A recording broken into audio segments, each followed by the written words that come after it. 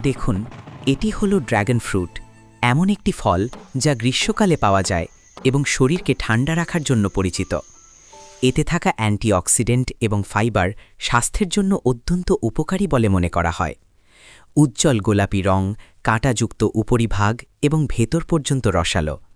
ফলটি কাটার সাথে সাথেই ভেতর থেকে দেখা যায় গাঢ় গোলাপি বা ম্যাজেন্টা রঙের শ্বাস, ছোট ছোট কালো বীজে ভরা এবং প্রাকৃতিকভাবে মিষ্টি। এই শ্বাসটিকে সাবধানে বের করে একটি পাত্রে রাখা হয়। এবারেতে মেশানো হয় ঝুঁক, যা একটি ঐতিহ্যবাহী ফার্মেন্টেশন স্টার্টার। এটিকে ড্র্যাগন ফ্রুটের সাথে ভালো করে চটকে নেওয়া হয়, যতক্ষণ না বীজে ভরা উজ্জ্বল গোলাপি পেস্ট তৈরি হয়। এই পেস্টটিকে কয়েকদিনের জন্য একটি শান্ত জায়গায় রেখে দেওয়া হয়, যেখানে ধীরে ধীরে ফার্মেন্টেশনের প্রক্রিয়াটি কাজ করে।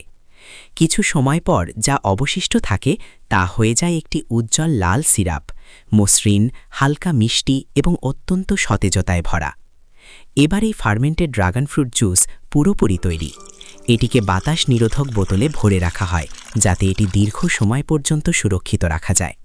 একটি সাধারণ ফল, কিন্তু সঠিক উপায়ে প্রক্রিয়াজাত করলে তা হয়ে ওঠে ড্রাগন ফ্রুট থেকে তৈরি একটি ঘন প্রাকৃতিক নির্যাস।